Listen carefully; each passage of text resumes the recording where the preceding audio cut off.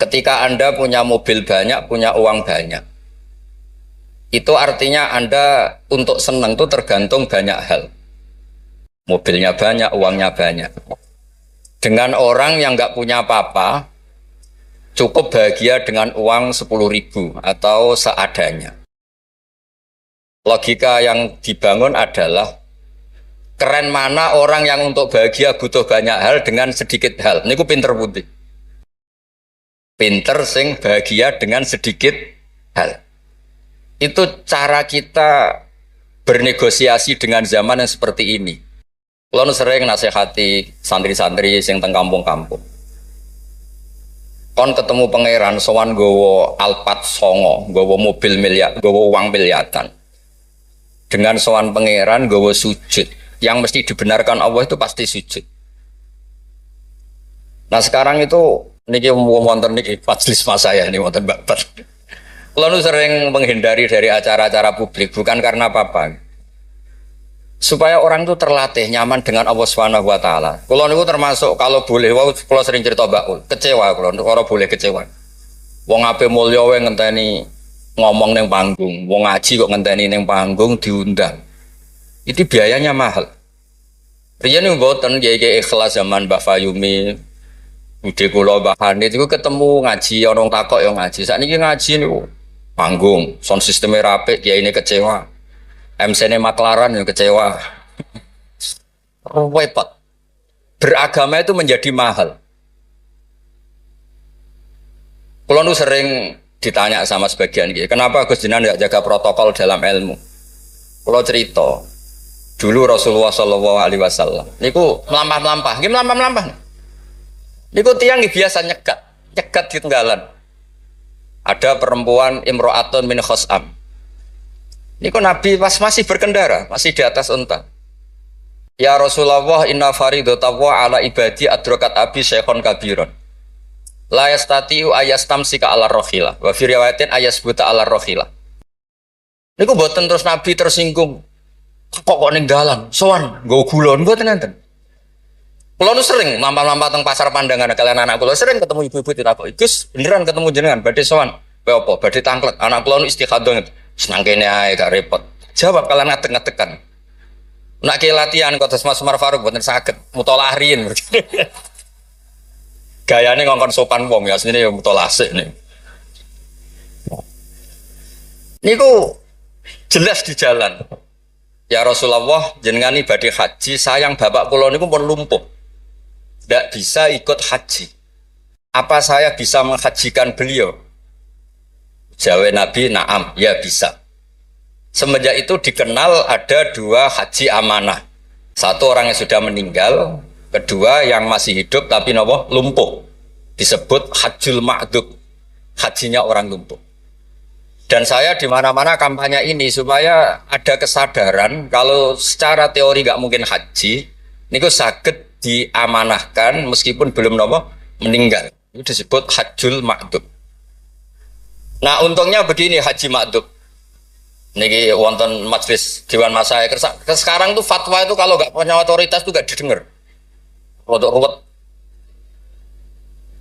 Kalau jenengan kadung meninggal, itu kalau tidak niat haji, tetap sama Allah ditulis tidak haji. Meskipun anak cucu jenengan menghajikan. Karena menghajikan orang yang sudah meninggal dan tidak niat haji itu hanya untuk mengesahkan warisan. Karena sebagian warisan ini harus digunakan untuk apa? Haji. Tapi kalau jenengan masih hidup dan lumpuh, nggak mungkin haji. Jenengan berkontribusi niat. Wes jong kairiku tua iku dol go kajiku. Innova iku dol go hajiku. Dia ikut berkontribusi. Lalu kalau sering kampanye monggo kalau masih hidup tidak mungkin haji, ikut memutuskan sekarang juga haji. Namanya hajjul napa? Ma'dud. Sehingga jenengan ikut komitmen niat dan ikut memutuskan. Niku riyen nggih namung niku kan cerita, Mbak cerita, Mbak Fayumi ikhlas, Bu Yohanit ikhlas. Niku Nabi ketemu tenggalan kita kok ora usah ngenteni Fasul Masail terus untuk sangu, untuk podium, untuk panggung. Ruwet kerepotan.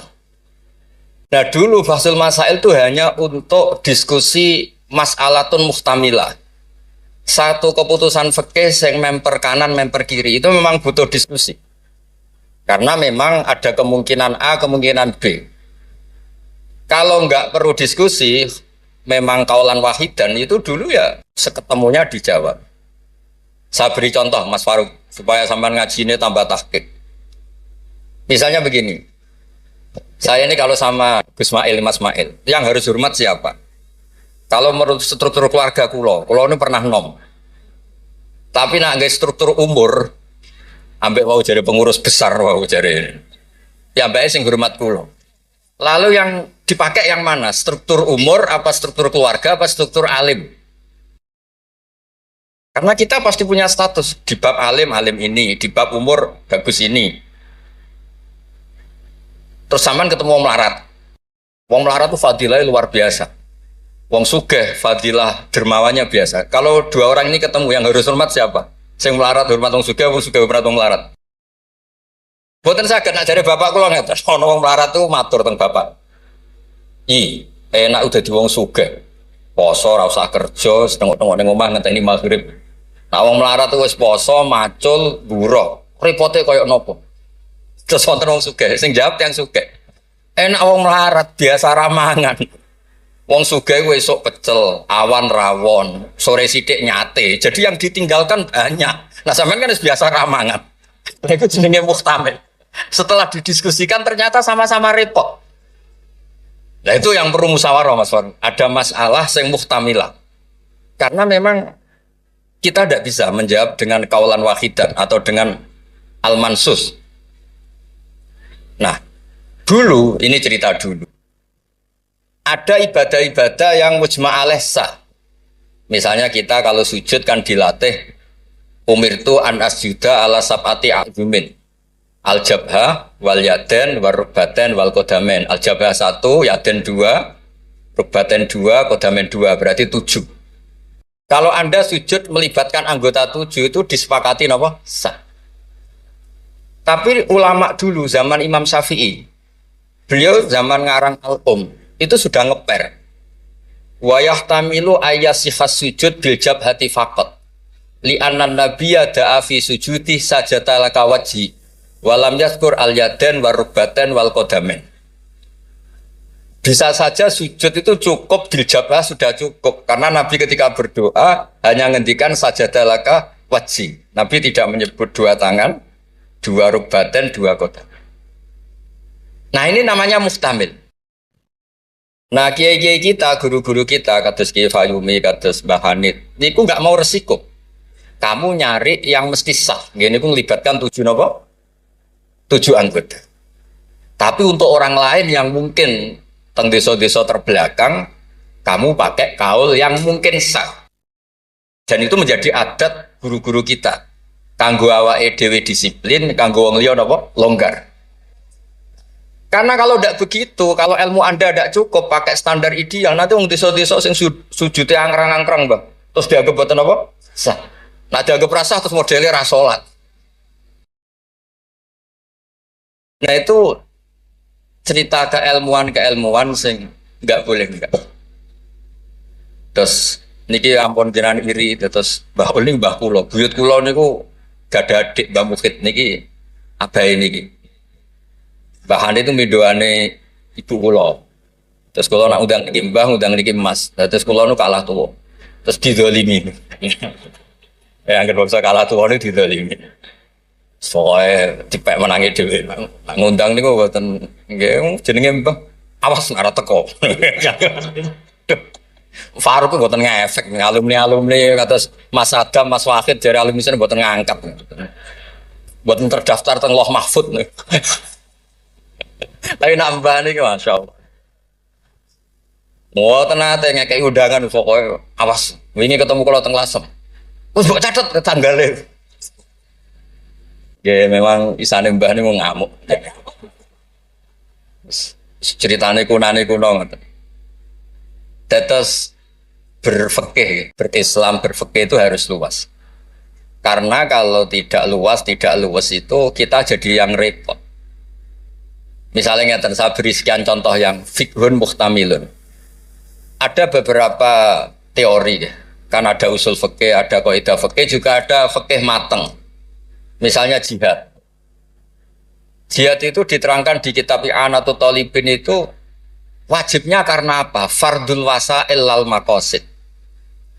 Untuk supaya kita tidak dihinakan musuh itu memang kita harus kuat. Dulu nggak kebayang zaman Belanda datang ke kita kalau kita tidak jihad dengan makna angkat senjata. Tapi setelah era modern ada diskusi, ada dialog. Jihad seperti itu sudah enggak, tapi adu argumentasi. Sehingga kitab I'anah mengatakan fardul wasail itu tidak bisa menjadi hukum permanen kalau sudah hasolal maksud.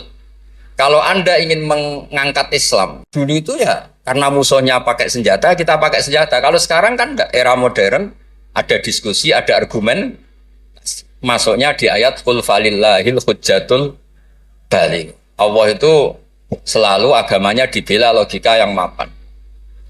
Saya punya sekian contoh cerita tentang logika. Dulu awal-awal Rasulullah dakwah itu mengajak ila ilahin wahid. Kata orang-orang kafir, aja'alal alihata ilaha wahida innaha adalah syai'un ujab. Muhammad itu aneh, problem kita banyak, masalah kita banyak kok Tuhannya satu. Apa cukup untuk menyelesaikan problem kita? Jadi dulu orang Arab tuh mirip orang Cina. Ini Tuhan bagian hujan, bagian petir, bagian BPKB, bagian gadean itu Tuhannya beda-beda. Sertifikat kok udah pinter. Tuhan bagian nangani widadari katanya Mas Mail. Terus ya sudah, logika itu matang sekali sehingga mereka diajak ke Tuhan satu itu mereka bilang innaha adalah syai'un ujab. Itu teori yang aneh Tuhan satu. Wong problem kita banyak kok Tuhannya hanya satu. Solusinya hanya satu. Lalu Nabi membalas dengan hujjah. Kata Nabi, andaikan kamu jadi buruh, jadi pekerja. Kemudian majikan kamu banyak, perintahnya beda-beda. Dan yang kalau nggak dituruti marah. Kamu nuruti satu, meninggalkan yang satu. Menuruti satu, meninggalkan yang satu. Mengabaikan yang satu. Enak mana punya majikan banyak sama majikan satu? Ya enak satu Muhammad. Mereka masih bilang Muhammad, belum Rasulullah. Terus kata Nabi, begitulah. Warabbukum sayyidukum. Tuhan kamu itu Tuhan kamu. Kalau banyak-banyak, kamu yang bingung. Ya sudah, Tuhannya satu aja. Itu hujjah, bukan pakai pedang, bukan pakai kekerasan. Akhirnya menjadi ayat darabawu matalar rajulan fi syuraka mutasyakisuna wa rajulan salamal lirajul. Bagi hal yastawiyani masalah terus kata Allah alhamdulillah. Nah, sehingga kalau kita ngaji mu'in ya ngaji ana sehingga ngerti jihad itu wajibnya itu fardul wasail lal maqasid. Ya sama, kalau wasail itu bisa diabaikan kalau ada konteks tertentu yang cukup pakai sama-sama hasil apa? Maksud. Misalnya begini. Nahi mungkar, melarang terjadinya mungkar. Itu yang penting itu meninggalkan mungkar. Bukan melarangnya, tapi meninggalkannya. Misalnya malam ini misalnya ada dangdutan yang pakaiannya seronok misalnya atau apalah. Kalau dangdutan Islami nanti jadi bingung.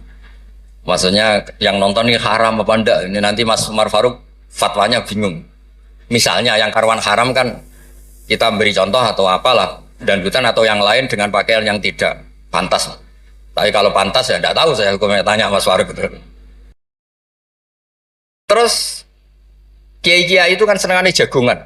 Masakan, kadang rokok-rokokan. Tadi mas-mas ya kalau ngelelet teng berikut teng dalam. Karena kalau kita ingat memaksakan tidak melihat itu berat. Tapi nak bengi jagongan, mbek konco, mbok sekak, mbok jagongan, pokoknya nggak penting. Tapi ngerti-ngerti esok dan berhasil meninggalkan maksiat. Sehingga kenapa kiai-kiai itu suka jagongan, suka guyon semalaman? Saya sering ditanya orang-orang Islam kota, kenapa sih Gus kiai-kiai NU itu senang jagongan, masakan semalaman? Karena untuk melawan tidak ingin maksiat itu berat kalau kamu ingat-ingat ya. Ketoknya kok luwih menarik di bang yang di rumah misalnya macam-macam lah mau jenis selerane wong lanang. Tapi nak terus ditinggal masak terong terus ngopi-ngopi ngelelet pokoknya apa lah ngerti-ngerti esok maksiatnya wis bar. Itu lebih gampang. Itu namanya al-inkifaf anil ma'asi. Makanya Saizuddin bin Abdissalam punya teori innal ladzina yarmunal muhsanatil ghafilat. Kenapa orang baik disebut ghafilat? Orang-orang yang lupa. Karena untuk melawan ingin maksiat itu harus bil asbab asyaghilah, dengan faktor-faktor yang menyibukkan. Makanya nak jenengan dadi wong melarat tuh sing seneng. Dadi wong sugih sing seneng. Baru kayak wong melarat tuh sibuk golek ekonomi, wis ora kober. WA orang yang tidak mahramnya, yang tidak halal itu ora kober. Gara-gara mapan itu daftarnya banyak. Daftar sing kepengen dibidik. Artinya anggap saja dalam kefikiran itu ada asbab, ada sebab sing dadekno sibuk tidak maksiat. Ketika Anda kaya, anggap saja ada sebab yang menjadikan Anda bisa dermawan. Nah, ilmu seperti ini di pondok mulai gak dipelajari. Jadi kalau suwon, kalau bolak-balik matur. Kenapa baik sama banyak orang? Kalau nu sering nonton tonggo-tonggo mati, kalau sering cerita, kalau sering lepas jenazah tonggo-tonggo mati. Dia niki jenazah saya sangat. Bojone nganti protes. Apa lek Gus, bojoku suwengi-suwengi ku ndelok TV. Suwengi-suwengi bar ndelok TV ya turu ngorok. Kok jenengan puji-puji apik? Terus saya bilang, saya ini peneliti usul fikih kata saya. Kalau ada orang tidur itu gelarnya bukan ninggal tahajud dan ninggal witir, tapi tarokal ma'asiyah. Orang ini berarti ninggal apa? Maksiat. Susah ya apa sih husnudzon? Jadi kalau nak Pak Umar Faruk Pak Kiai SK, tadi mau Kiai tenan jare mau datang ngake SK. Ini cara turu suwengi, ini kalau puji, masya Allah huwa solihun. Wih mereka tarokal maksiat kullah, semalaman ninggal semua maksiat. Buat apa? Karena hanya dengan cara logika usul fikih itu kamu tahu kualitas ayat wa min ayatihi manamukum billaili wan nahar. Tanpa ayat itu kamu tidak tahu, tanpa logika itu kamu tidak tahu. Wong ayatnya pangeran kok terima contohnya manamukum billail. Secara medis jelas kita butuh istirahat, sistem tubuh kita butuh jeda. Secara fikih barokatun naum niku tarkul mas. Lah kalau kepengen nih Mas Umar, Mas Ismail, jadi kiai itu kados kula. Punya pandangan yang luas sehingga menghormati yang lain itu gampang. Ono wong turu dari wis gak tahajud, iku kiai opo? Ngeplok nak turu. Ya kiai tenan, wong ninggal maksiat ku top. Ninggal maksiat itu top. Terus turu ya penting. Maksudnya penting mas pancen ra ono gunane nggo turu apa-apa. Wiridan nggih marangerane salah tertarik nek wiridamu menjaluk. Iku menawa malaikat Mikael lu nak wongku melek susah, mesti jaluk. Karena hubungannya dengan pangeran jaluk tok. Lha nek sing wiridan kula seneng muji pangeran. Subhanallah wa bihamdi adada khalqi wa ridha nafsi. Kula nu jarang njaluk pangeran. Wong kula umpama kerja setengah menit, njaluk gaji ku isin. Pantese njaluk gaji kerja 8 jam 1 bulan njaluk gaji. Donga ngene tok 2 menit. Ya Allah, tini kadha wa kadha. Wong ra etika.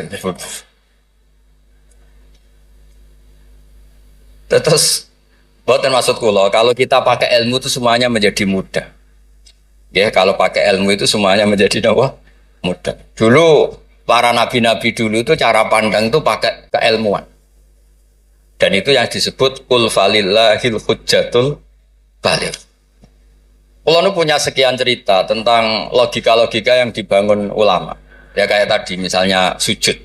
Sujud itu 7 anggota harus terlibat. Itu mesti sah. Tapi nyatanya Nabi pernah sungkeman yang pangeran hanya ngendikan sajadalaka wajhi. Walam yazkur al-yadan warubatan wal qadar. Terus kedua masalah murtad. Untuk menjadi murtad itu orang sujud ke selain Allah. Mosok saya murtad ngenteni 7 anggota tubuh. Sekedar watul jabha ke selain Allah itu bisa berstatus apa? Murtad. Nah itu namanya fikih yang muhtamil. Tapi guru-guru kita meskipun bacaannya banyak tetap ngajari kita sujud yang tidak resiko. Gini ku pakai 7 apa? Anggota. Tapi jagani wong desa-desa sing mungkin lagi latihan Islam cara ibadah buatan apa sempurna. Di kalau cerita logika.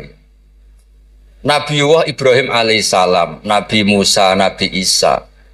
Niku kadang-kadang nyon sewu, saking senenge pangeran, niku pangeran yo diwarahi. Tapi buatan krono ngelama, buatan nggih saking senenge. Tapi barokahnya itu lahir fikih-fikih yang sekarang diwarisi umat Rasulullah Shallallahu Alaihi Wasallam. Bapak kula nu sering nak didik kula ngeten. Kancanan wong fasik ku haram. Wong mare katut nakal. Tapi nak diwalik, bina wong fasik iku apik. Iso bina anak kancanan. Iku pun mulai senam otak baleni malih. Sampeyan kancanan wong fasik itu enggak boleh. Nanti ketularan apa? Fasik. Tapi kalau bina orang fasik boleh ndak? Bina loh. Boleh kan? Bisa sunat, bisa wajib. Tapi kok iso bina anak kancanan. Meskipun agak berjudi sing katut sapa? Nah, sing katut apa sing soleh dadi fasik, apa sing fasik dadi soleh. Nah, dan seperti itu muhtamilun. Karena kita mau hukumi sunat, jebule sing soleh dadi fasik. Ngukumi haram ternyata banyak dari pertemanan ini sing fasik dadi soleh. Ada hal-hal yang kita tidak perlu ngambil keputusan karena ini nanti diuji di lapangan. Sebab itu Nabi itu nggak pernah ngambil kesimpulan baku di hal-hal yang sifatnya apa? Sosial. Ayat fa'fu anhum wasfah ya banyak, ayat tegas ya banyak, ayat setengah tegas, setengah nggak tegas ya banyak. Karena di bab-bab sosial itu ada muktadul hal, ada kondisional. Nah ini yang masalah-masalah sing wow didawakan Mbak Fayumi, Mbak Hanit itu seneng ilmu. Di sejarah agak unik tentang keluarga kulo. Ibu kulo namanya Yohanit. Yohanit itu nama ibunya Nabi Musa. Kebetulan punya mbak Minduan namanya Yohanit juga mondok. Mondok teng Joso terus mulai itu disenengi mbah kulo. Terus rabi terus Mbak Ul. Buyut kulo. Terus badhe Mbak Mukhid wafat angsal Mbak Fayumi. Terus Mbak Hanit riyen cerita kulo, aku di bojo loro iku ahli falak kabeh. Riyen Mbak Mukhid enggak ahli falak, Mbak Fayumi ahli. Modelnya anak ibu ora krungu nak diceritani alime bapak es. Kok wedi kon niru. Kula roh lah kelakuane Gus-gus kula roh hafal. Jadi agar diceritani alime abae iku ibu tawadhu, ibu nak kon niru apa tadi. Terus kula suwun lah di bab-bab tertentu itu baca itu harus banyak. Kula gadah kitab namanya Khilyatul Auliya. Niki cerita terakhir kula. Wonten orang tabiin itu alim alama mimman yutawassalu bihi, orang yang termasuk dipakai wasilah saking soleh, namanya Muhammad bin Munkadir niku muridnya Jabir bin Abdullah. Niku nak wonten tiang fasik mati misalnya nyuwun sewu ana wong kok mati oplosan niku kesusu nyolati. Padahal mainstream ahli fikih saat itu kalau ada orang fasik meninggal sebaiknya yang sholat jangan banyak-banyak. Mau nggo syarat gugoro fardhu napa kifayah. Saya ulang lagi, mainstream fatwa saat itu nak ana wong fasik mati sing salat aja akeh-akeh. Mau nggo syarat gugoro fardhu napa kifayah. Nanti kalau semuanya ikut mensolati dikira gak ada bedanya orang soleh dan orang napa fasik. Tapi Muhammad bin Munkadir itu orang yang kesusu teko. Ditanya, "Lima tusolli ala hadal fasik?" Kenapa engkau begitu senang, begitu semangat nyolati wong fasik itu? Jawabannya unik, di luar dugaan banyak orang. Kau apa? Jawaban itu. Inni astahyi minallah. Ayya'lama minni anna qudratahu ta'jizu an ahadin min khalqi. Itu yang dipakai Kiai Jawa. Aku iku isin mbek pangeran. Nak delok wong fasik kemudian Allah melihat hati saya seakan-akan Allah itu pasti tidak maafkan dia.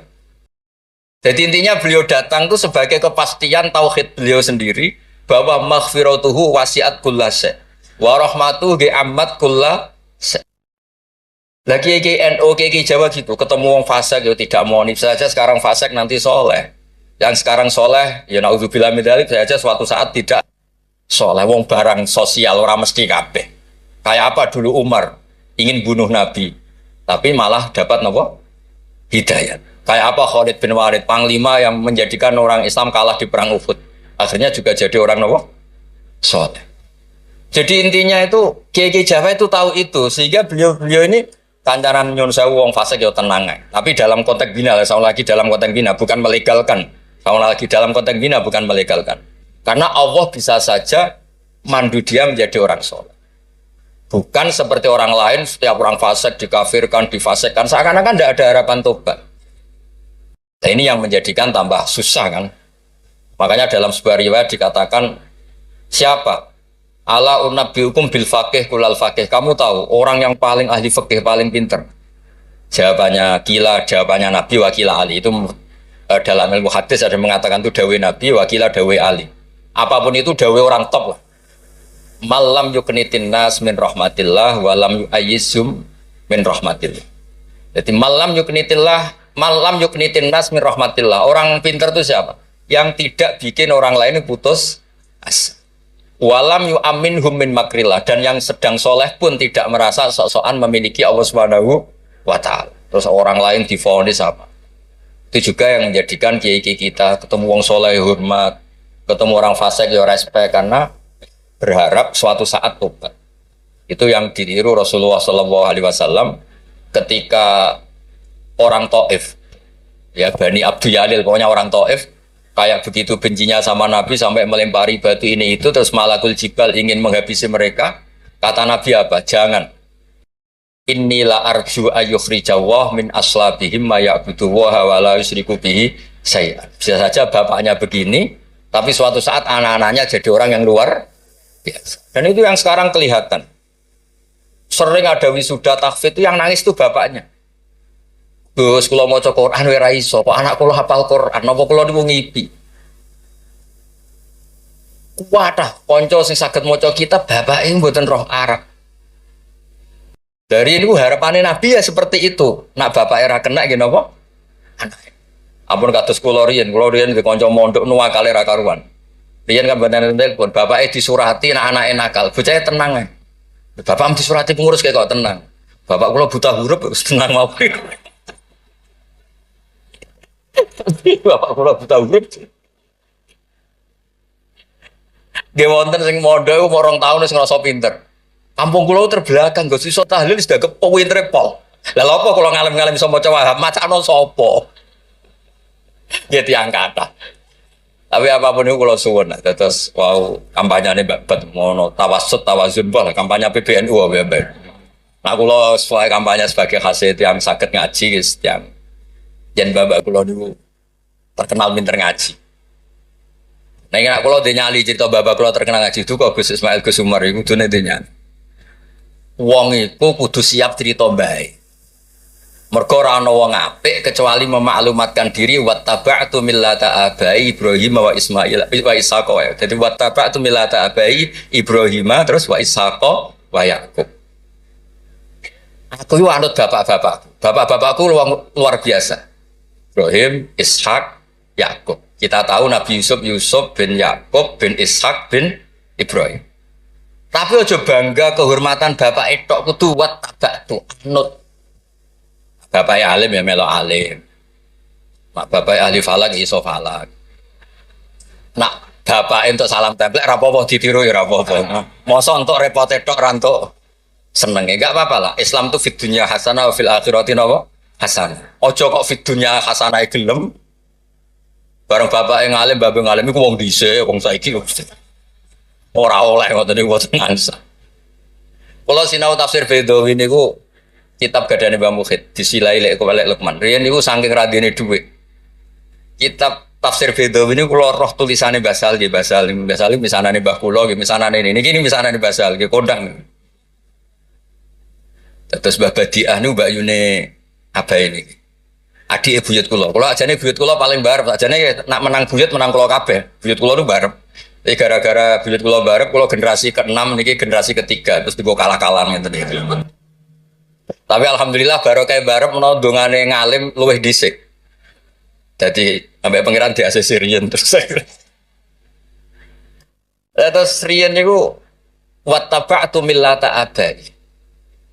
Kula sering didhawuhi Mbah Mun ketika kula mulai ketok ngalim iku baru kayak babahmu lasem, babahmu kajit.